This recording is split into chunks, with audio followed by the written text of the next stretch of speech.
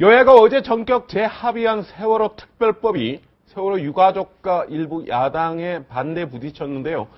그런 가운데 야당은 한밤에 8월 임시국회를 기습 요구해 결국 방탄국회를 소집한 것 아니냐 그런 공방이 휩싸이고 있습니다. 안개 속 전국 현안들 강기원 변호사와 함께 이야기 나눠보겠습니다. 네, 어서 오십시오. 네. 네. 먼저 어젯밤에 자정이 아마 임박해서 한 5, 6분 전인가요? 네. 아마 새정치연합 의원들이 130명 전체가 8월 임시국회를 열자고 갑자기 소집 요구를 했고요.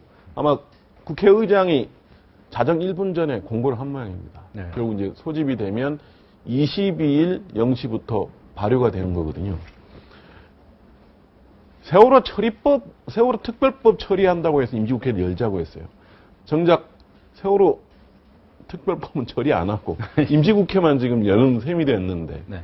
어떻게 봐야 됩니까? 이런. 새정치민주연합이 평소에 이렇게 국회 일을 열심히 했던 모양이죠. 뭐. 네. 오밤중에 자정 땡치기 1분 전에 소집 공고가 날 정도로 일을 했다고 하는데 그거 웃기는 이야기죠. 네. 속이 뻔히 들여다보는 거 아니겠습니까? 네. 방탄국회 하자는 것인데 네. 방탄국회를 한다고 해서 모든 문제가 풀리는 게 아닙니다. 네. 그러니까 어제 밤에 그렇게 했으면 22일부터 국회 열리니까 오늘하고 내일이 남거든요. 네. 법원에서는 내일 영장 심사하겠다고 하는 것이고 지금 구인영장은 발부가 돼 있는 상태입니다. 네. 그러니까 내일 아침에 국회의원들 끌고 가면 영장 제시하고 끌고 가면 됩니다. 네. 그리고 이제 또 설사 이제 뭐 도망을 가거나 그래서 안 나타날 수도 있죠. 네. 그렇게 되면 법원에서는 불출석으로 간주를 해서 그렇죠. 그냥 서류 심사를 해서 영장 발부할 수도 있습니다. 법적으로는 가능하죠. 예, 그런데 이렇게 이런 일에 꽁수를 부려가지고 말이죠. 네. 이렇게 하면 이 새정치민주연합이 지금 지지도가 계속 20%밖에 안 돼요. 그렇죠. 새누리당이 뭐 한 40% 이렇게 나오는데 네. 그 반토막 지지를 가지고 헤매고 앉아있는 판국에 이런 식으로 해가지고 이거 점수 따겠어요? 네. 네? 어제 아마 그 야당 지도부들이 한 얘기가 있는 것 같습니다. 한번 네. 그걸 들어보시고 다시 한번 얘기를 끌어보겠습니다. 네.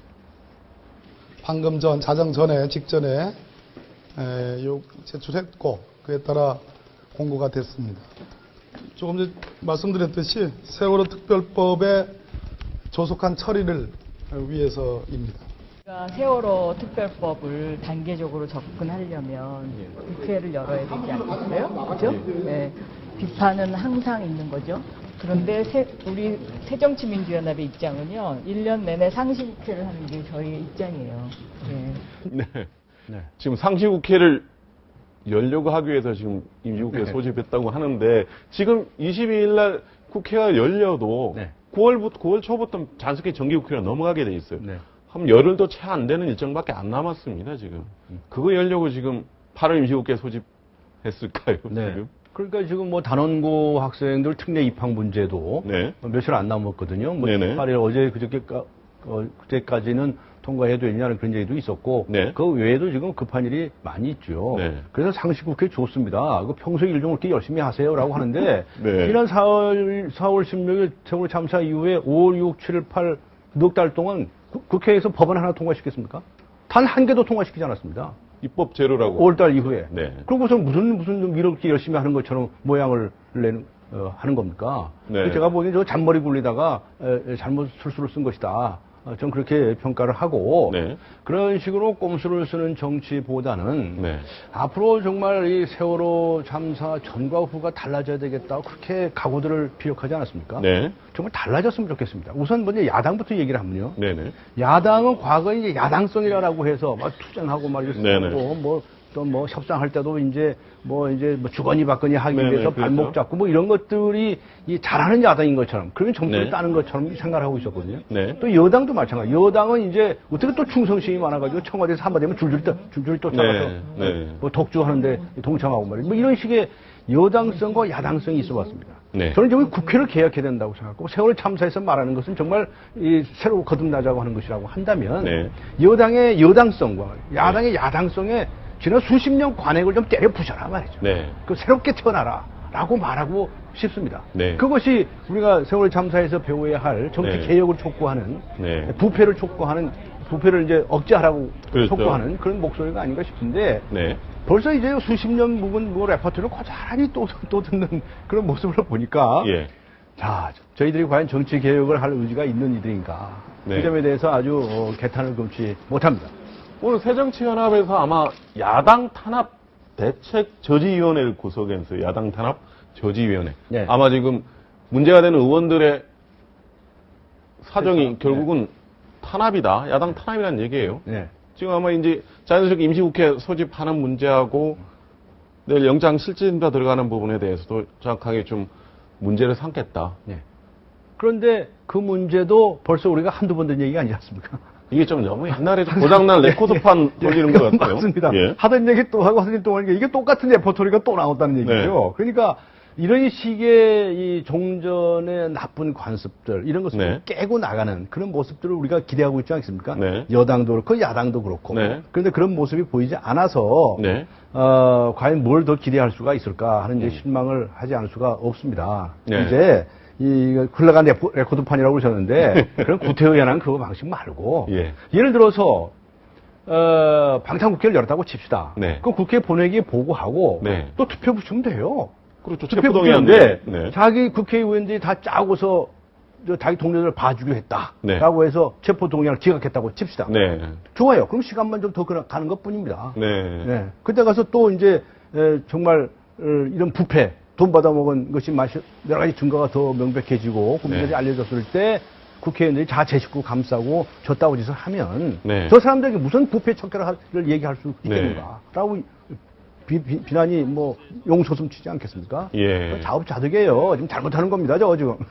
뭔가 조그만 거 잠깐 눈앞에 걸 챙기려다 큰 걸 놓쳤다. 예, 그런 예. 말씀이신데 예. 어제 당장 세월호 특별법이 1차로 한번 예. 파기됐다가 다시 재협상을 한 거 아닙니까? 재합의안이죠. 그것도 지금 야당 의총이 지금 아예 추인 안 해버렸어요. 네. 그렇다면 이런 얘기도 합니다. 왜 이러려면 애초부터 유족들하고 처음부터 네. 단단히 좀 얘기를 해가지고 네. 야당 협상안을 만들어서 그대로 했어야 되는 거 아니냐는 거죠. 네. 이렇게 설렁설렁 만들어가지고 또 합의 안 되면 의총에서 또 부결시키고. 이게 민주주의인가요? 이게 이제 원래 그 민주주의라는 게 그렇게 시간이 좀 걸리고 말이 많은 거죠. 네. 그런데 이런 사태가 이게 지속되는 것이 뿌리가 무엇인지 우리가 봐야 된다고 저는 네. 생각합니다. 이건 불신입니다. 불신이다. 불신.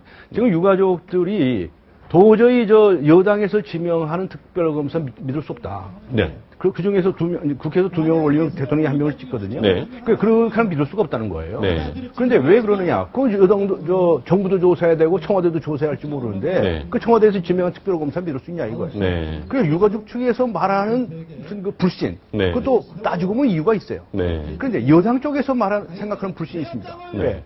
야당 쪽이나 유가족 쪽에서 주장하는 특별검사를 지명을 하면 네. 저거 또 이상한 이 정치 플레이를 하거나 이럴지 모른다라고는 불신이 있어요. 네. 그러니까 여당에서는 양보 못하겠다는 겁니다. 네. 그 여당 사람들의 주장은 그럼 전혀 근거가 없느냐? 네. 이 사람들도 과거에 많이 당해봤거든요. 네. 뭐 여야가 바뀐 때도 있었지만. 그렇죠. 그러니까 서로 간에 말할 수 없는 불신이 쌓이는 거예요. 아시다시피 후쿠야마라는 사람이 이 신뢰라고 하는 것은 사회적 자본이라고 하는데 그렇죠. 우리가 서로 믿으면 돈도 안 들고 시간도 안 들고 정력도 낭비하지 네. 않습니다. 네. 그런데 서로 믿지 못하기 때문에 그래서 여러 가지 장치를 만들어 놓고 저번에 MB 때 대통령 사저 네. 그때 특검 때도 야당이 추천했죠. 좌줬거든요. 예. 그런 식으로 하자고 나오는 겁니다. 네. 저는 그래서 이렇게 합의해 놓은 게 번복되고 번복되고 말이죠. 이 아무리 민주주의라고 하지만 이 말이 됩니까? 이런 식의 이 쓸데없는 짓들을 하고 시간 다 보내고 말이죠. 그동안에 법안 하나도 통과시키지도 못하고 저렇게 앉아있는 국회를 누가 국민들이 박수를 쳐주겠습니까? 박영수 원내대표가 2번 협상을 임했습니다. 네. 나름대로 이번 2번째는 전체 유족과 야당의 동의를 구해서 여당이 추천을 하지만 동의를 구한다는 안전장치 좀 넣어놨어요. 네. 이것도 못 받겠다. 내용적으로 보면 사실은 유족 측이 요청하는 거에 거의 반영됐다고 볼 수 있어요. 그리고 여당에서는 양보할 만큼 양보한 거죠. 왜냐하면 법에 네. 둘씩 하게 돼 있으니까. 네. 그런데 실질적으로는 당신들 의견 다 들어서 해주겠다라고까지 네. 했으니까 양보할 만큼 양보한 거죠. 네. 그런데 그걸 이제 받아들이지 못하는 게 뭐냐? 그 역시 불신입니다. 불신이 너무 가득 차 있어요. 그래서 저는 네. 어떻게 하면 이 불신을 풀 수 있을까? 네. 그러면 불신을 풀어나가는 장치를 하는 것, 네. 노력을 하는 것, 그것이 요새 새정치라는 용어 잘 안 쓰지만 개혁해야 할 과제가 네. 아닌가 싶어요. 예. 예를 들어서 일본에서 후쿠시마 사태가 발생을 했을 때 네. 거기서 정치인들이 막 싸우거든요. 네. 그래서 저는 그러면 정치적인 사람 다 배제하고 진상위원회를 만들고 또 이 특별검사를 지명하든가 하자. 우리나라에 말이죠. 교수들을 위원으로 시킨다. 교수들도 패가 쫙쫙 갈려져 있어요. 아, 그렇습니까? 그리고 또 네. 정부가 갈려져 있는 것이 아니라 네. 정치권에 얼쩡얼쩡거리는 대학 교수들이 엄청 많아요. 뭐 폴리페스라고. 폴리페스라고 예, 얘기하는 건 예, 그런 예. 거예요. 그러다가 학교 가서 멀쩡히 또 아이들 가르치다가 또 무슨 때가 되면 정치권에 얼쩡거리는 사람들이 있어요. 네. 이런 사람들 시키면 또 편들 거 아닙니까? 네. 변호사요? 변호사들도요. 보수 진보 나눠져가지고 아주 적극적으로 활동하는 사람도 있어요. 네. 그럼 어느 한쪽을 또 시키면 또 다른 쪽은 반대할 거 아닙니까? 네.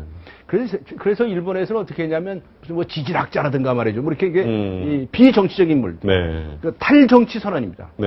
정치적인 사람들, 정치 성향 있는 사람 다 배제하고 정말이지 이 정치 중립적인 인물들을 찾아가지고 그분들한테 맡기자.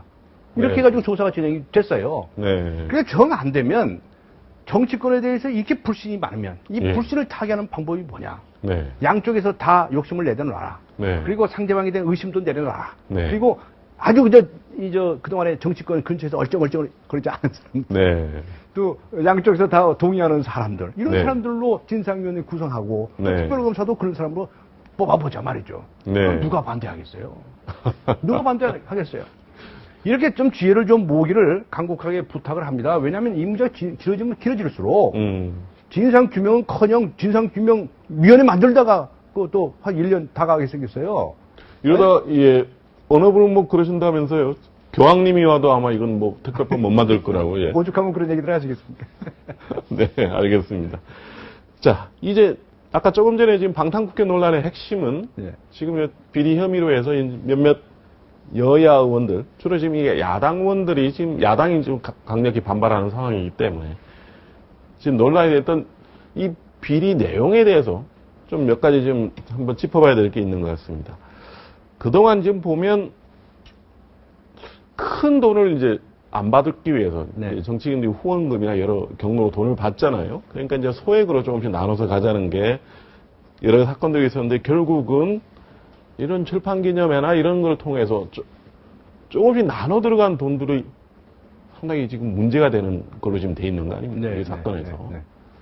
그렇다면 결국 이걸 뭐 잘해보자 했는데 또 이렇게 또 이용하는 또 비리가 생겨버리는데 이걸 어떻게 풀어야 됩니까? 먼저 이 출판 기념회에 관해서 말씀을 드린다면 네. 출판 기념회라고 하는 것은 국회의원이 책을 출판했다고 해서 그 기념하기 위한 자리 아니겠습니까? 그렇죠. 국회의원들이 뭐 국정에 국회 일은 쳐다보지 않냐고 무슨 놈의 책을 씁니까? 네. 그 책을 써서 뭐 하겠다고 출판 기념회를 합니까? 음. 이게 다 돈 긁어모으는 창구입니다, 그게. 돈 생기지 않으면 출판 기념회 절대로 안 해요. 물어보세요. 네. 네? 그래서 이제 사람들한테, 아는 사람들한테 쫙 뿌리면 이제 돈 봉투를 들고 오게 돼 있는데, 네. 이 출판 기념회는 정치자금법에서 완전히 이 규정이 없습니다. 그렇죠. 그래서 자유롭게 할 수 있는 뭐 거죠. 선관위 뭐 신고하거나 이런 것도 아니고. 예, 이렇게 경조사 비슷하게 해서 그냥 네. 축하금이라고 생각하는 거예요. 네. 그러니까 돈 10,000원짜리 책을 만들어 놓고서, 네. 그래 놓고서 출판 기념회 그 기념 축하한다고 와가지고 100만 원씩 주고 200만 원씩 주고 와요. 네. 무슨 놈이 책값이 이렇게 100배, 200배씩 줍니까? 네. 이 책입니까? 돈 봉투지. 이렇게 썩어 빠진 이 부패 행위를 국회의원 스스로가 하면서 네. 저 사람들이 과연 부패 척결을 하려고 하는 의지가 있는 사람들이냐? 라고 네. 묻지 않을 수가 없습니다. 예. 이 출판기념회 자체가 그런 거고요. 네. 정치자금법에 보면 이렇게 한 사람이 1년에 이렇게 기부할 수 있는 한도가 연 2천만 원인가 그렇게 네. 있어요. 그리고 네. 이 20만 원까지 익명으로 네. 자기 이름을 밝히지 않고 그렇죠. 10만 원짜리 소액으로 이렇게 기부를 예. 할 수 있게 돼 있거든요. 네.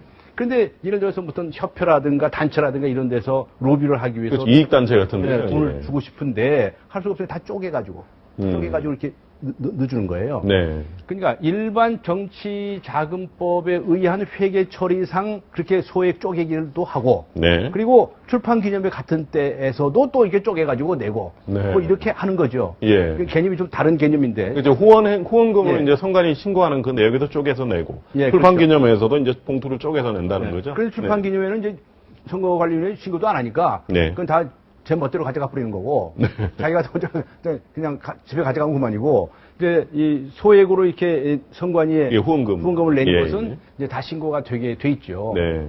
그런데 이게 결국은 뭐냐? 국회의원들이 다 속은 업무가 있습니다. 네. 예를 들면 행정부로 말하면 뭐 건설교통부, 보건복지부 무슨 여러 가지 부가 있는 것처럼 예, 예. 국회에도 다 나는 건설교통 무슨 뭐 상임위원회다. 네, 지금 명칭이 국토 다 있잖아요. 해양부로 다 바꾸고 있잖아요. 있고. 예. 그럼 거기에 관련된 업체, 관계협회, 단체가 얼마나 많습니까? 네. 건설관계다. 건설관계협회가 얼마나 많겠어요? 교육관계다. 그럼 뭐 유치원부터 시작해가지고 네. 그 교육관계 단체가 얼마나 많겠어요? 네. 이렇게 다 이게 무슨 연관 이 단체들이 돼서 여기서 이해관계 충돌이 생기는 겁니다. 그래서 뇌물 받아먹는 겁니다. 그게 다 뇌물입니다. 사실상의 뇌물입니다. 형법상의 뇌물은 아니라 하더라도 네. 사실상의 뇌물이다. 검찰 수사나갈 참 앞으로 계속 지켜봐야 되겠습니다. 마지막으로 이게 참 변호사님한테 여쭤봐야 될지 네. 한번 좀 예. 조심스럽지만 지금 김수창 제주지검장 예. 사건이 계속 진행됩니다. 예. 변호사님도 검찰 출신이지 네, 않습니까?